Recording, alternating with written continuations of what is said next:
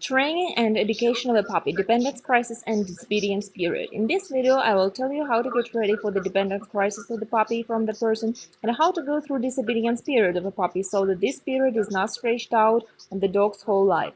At the age of about 4 or 5 months, the puppy becomes more independent. At this moment, some additional factors occur and they negatively affect its handling and submission to the master.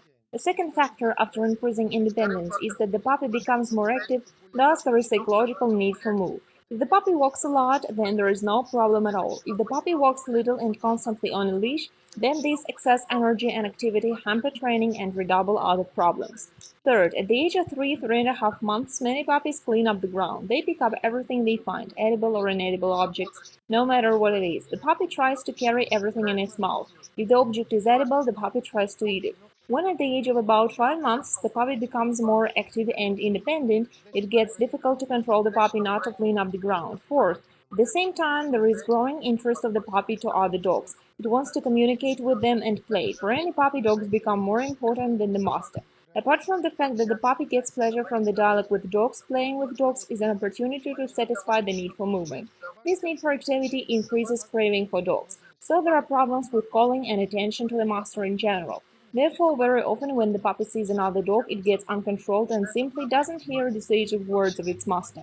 There is also greater attention to strangers who are willing to communicate with a puppy or think that they are willing to communicate with it. That is in fact one and the same.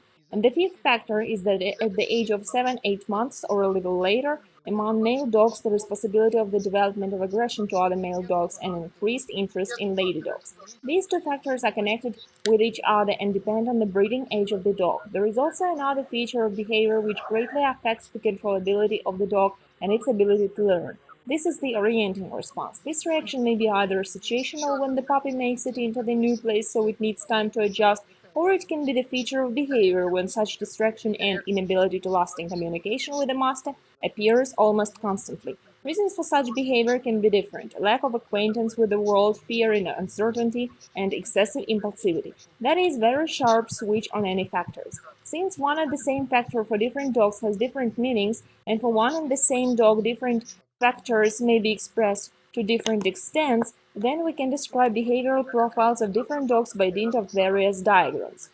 The way we are going to identify these behavioral profiles is not very important, either subjectively by eye or by using complex tests. It is necessary to identify critical factors and spend time and effort to work with them instead of just training.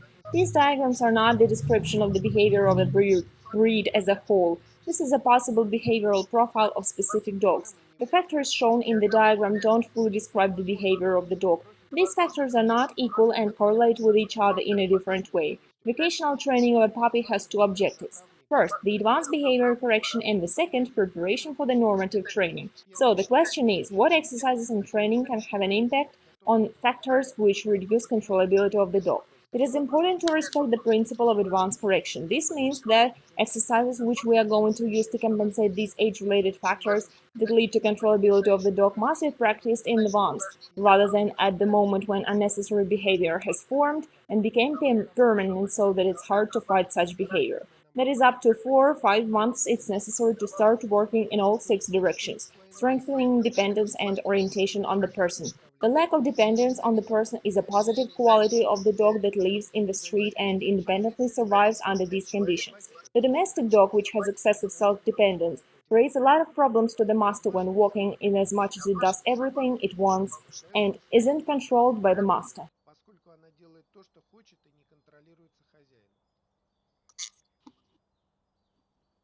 The dog should focus on the person and realize that the repetition of wants depends on the person. It's impossible to escape the person. A person can control his dog's behavior, and this is a reality in which any domestic dog lives. As long as the puppy is little, it runs after its master, so this behavior should be developed in every possible way and fixed. What can be done for this? When walking at full league, don't give your puppy any time to go away from you afar. When the puppy grows up, you can run with it and mix running with a variety of alternate running with various exercises for food and toys. It is clear that the puppy grows, and after a while you will not be able to move with such speed, so that the puppy was afraid of being lost. Nevertheless, we must try to delay this period as much as possible. Walk on the bike is possible only with puppies of light, dry breeds. Bicycles are harmful even for a shepherd puppy, not to mention the malison. On top of that, it's unnecessary while walking to call up a puppy, feed it, or play with the toy. Do it as much as possible. Even if you think that the puppy knows full well and executes the command heel, it is necessary to repeat this most important exercise continuously during each walk. If you walk in the park and the puppy runs forward, you can turn it back and change the walking route. At any fork or intersection, don't go the way the puppy goes. The puppy should not decide or predict where you are going to go. The more the puppy is afraid to get lost, the easier it is activated by this state, the more it focuses on the person. It is also helpful to teach your puppy keep its attention on the master, gradually increasing the concentration time. You can teach your puppy to stop at the door, on street corners, or at some benchmarks and wait for you for food or the toy. If you want your dog to be focused on the person in the future, don't let your puppy stay in the state of free independent search of adventure. Using a variety of exercises pull the puppy out of this state and switch its attention on you. Do it regularly. Attention to the master is the foundation of obedience, so take your time working in this direction. Also, don't let your puppy play with sticks and any other objects which were found on the ground. Toys as well as feed, they should be received from the master rather than dogs find them by themselves. It is important to teach your puppy to play outside the same way it plays at home. For games outdoors, use only home toys. Don't use sticks for these games. As far as practicable, it is necessary to aim for the situation when your puppy satisfies all its wants through communication with the master. It should give up on all temptations easily because it can get same old from the person. Work with other factors we will cover briefly inasmuch as this is a short video for the internet rather than a feature film. This is a summary of the previous information on the development of focusing on the master. However, puppyish dependence and focus on the person is not enough. It is important to form the dog's strong interest in the motivational object. The motivational object is an object that interests the dog, which attracts its attention, and the one which the dog tends to have.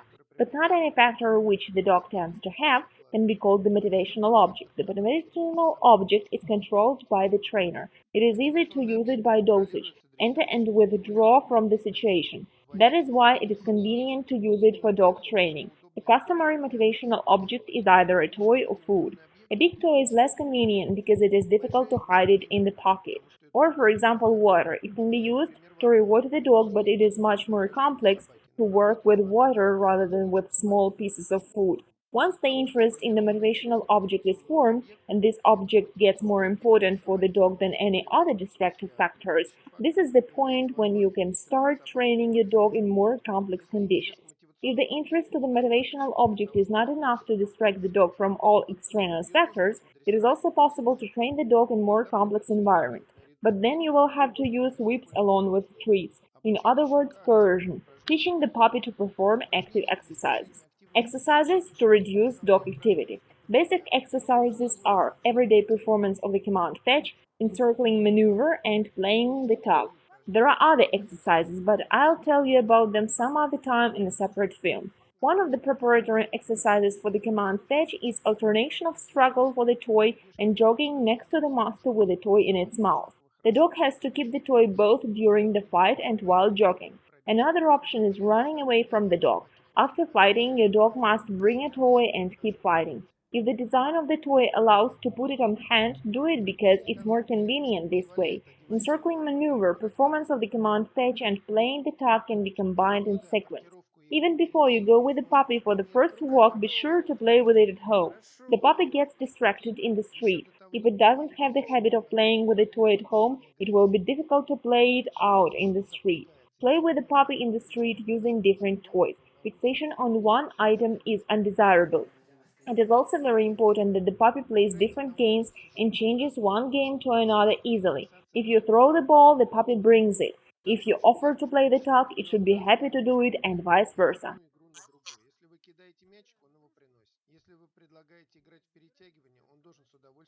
Now pay attention. This is a summary of the previous information about the requirement of the puppy in activity. Take a look. Weaning the puppy to pick up from the ground is a very important topic. worthy as separate film. In this particular case, we are going to discuss only two exercises on this topic. Make sure your dog doesn't eat anything and avoids a distraction. Down. Well done. Come. Round. Come. Good. Well done. Come. Round, round. Come, come, come.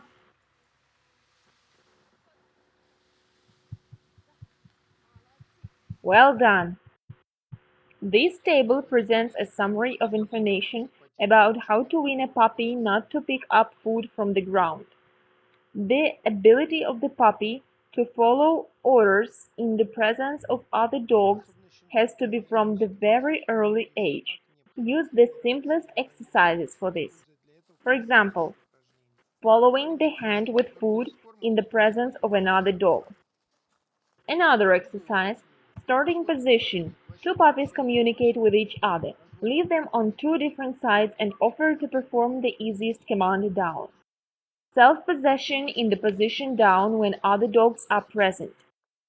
The more sophisticated version of the self-possession is an adult dog runs, but the puppy lies down. Distraction from other dogs. When calling the dog, use food.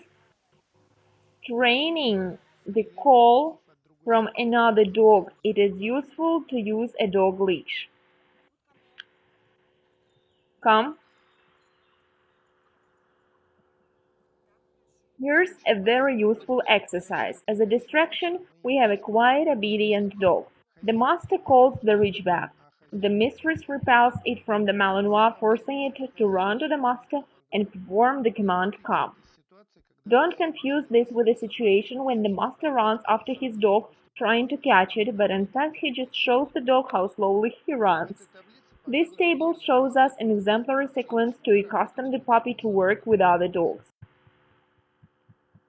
Those dogs that live in apartments go out on the porch in a state of excitement. They meet in the street, sometimes on a leash, sometimes without it. They exist in unnatural conditions. Therefore, when educating many dogs, it's necessary to do special work to break aggression to other dogs. Dog aggression is a big complex topic and it requires a separate film to be shot. This video is going to briefly show us how actively increase and dog aggression are connected. By the example of Malinois puppy, we are going to see how, with aging, active playful behavior can transform into dog aggression. Now the Malinois puppy and the lady dog Jack Russell absolutely positively communicate, wag their tails and don't show any aggression towards each other. And now Jack Russell gets tired of the Malinois puppy, so it goes away and growls a little. Malinois puppy can't reach Jack Russell, so it barks once on excitement.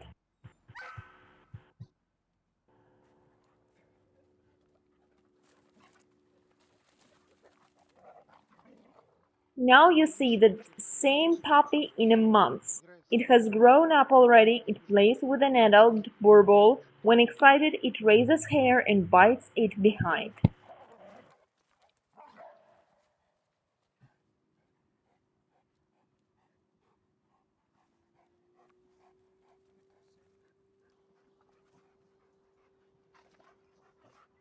Go straight. Go! Now several months have passed, the Malinois has grown up, it plays with a shepherd. As before, we see biting behind, but there is a new element. When greatly excited, it climbs on top of the shepherd and bites its crest or across the back.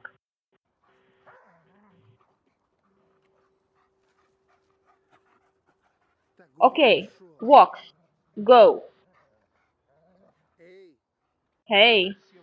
This is happening on the same very day during the same walk. The situation has changed. The Malinois is on a leash and it can't reduce its excitement, biting the shepherd slightly.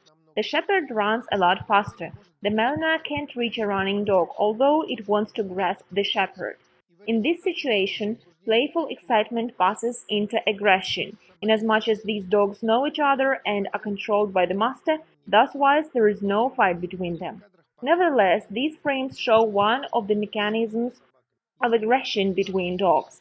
If in such a situation dogs fight, then in the future when they are strongly excited they will fight again.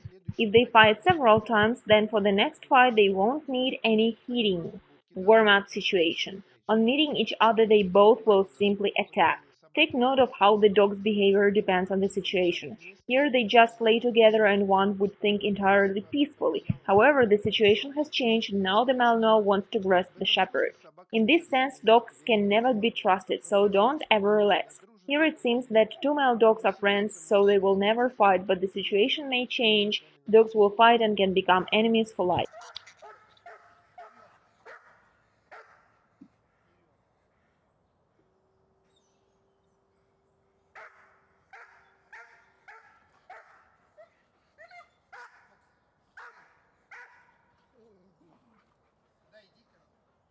Come here. Hey! In order for the game excitement not to turn into aggression, you have to control the dogs during games and break them in time. Never keep your dog on a tight leash when another dog passes through, especially if your puppy barks and rushes to it. Instead, you need to use such commands as sit, down, and heel. The dog should control itself. Besides that, it is desirable to teach dogs to play with each other using the same toys so that in the situation when two dogs fight for the toy, the puppy chooses fight for the toy instead of fighting the competitor or putting up a fight. This table shows 5 areas of work for advanced correction of dog aggression. If you keep your dog on a leash and it shows aggression to another dog, it is simply wrong to hold it. You should make your dog achieve any breaking command. Do it the way you think you should do. In order for the puppy to learn and follow orders, it should feel comfortable. If your puppy is either afraid of something or there are many new distractions in the environment, then the puppy will not be trained properly, as well as it will not obey. Therefore, it is very important to constantly engage in a quiet, consistent socialization, in other words, to introduce the puppy to different situations, dogs, and people. In all new situations, it is necessary to work out basic and then normative exercises. It is important to bear in mind that socializations to humans, dogs, and man-made factors are different things. You have to socialize the puppy in all these 3 ways. Unfortunately, it doesn't always depend on the master because not everything depends on the person. There are dogs that cannot be fully socialized, they can only be partially compensated. In some situations, these puppies, later adult dogs, feel inadequate, uncomfortable, and accordingly are trained poorly as well as follow orders badly. No matter for what purposes you are buying a dog, either a companion dog or a dog for protection. In any case, the puppy should be confident and bold. The following table outlines the key reasons for the strong orientation reaction and how to work to compensate it. The main result and conclusion from this video: don't wait until problems with puppy behavior begin. You have to train your puppy and do advanced preventive behavior correction. In this case, the natural period of disobedience of your puppy will be reduced to 0. You will not notice it. Surely you have a question. What are the dates of the disobedience period? It begins at 4.5–5 months. For some dogs, it starts earlier, for other dogs, later. Then everything is on the rise. Self-dependence, activity, and distraction at other dogs grow. If you have a young, energetic male dog, then it is not just a distraction, it can fight with other male dogs. There are initially calm, balanced dogs that virtually with no special training by the age of 1.5–2 years calm down so you can live with them with no special problem at all. If you have an active, energetic dog with a strong character, the lack of timely educational puppish training will have an impact. It will be difficult for you to achieve a good, secure obedience from an adult dog. That is why educational training is very important for the puppy. It is a lot easier to train a puppy than an adult dog. If you liked our video, subscribe to our channel for free and like us.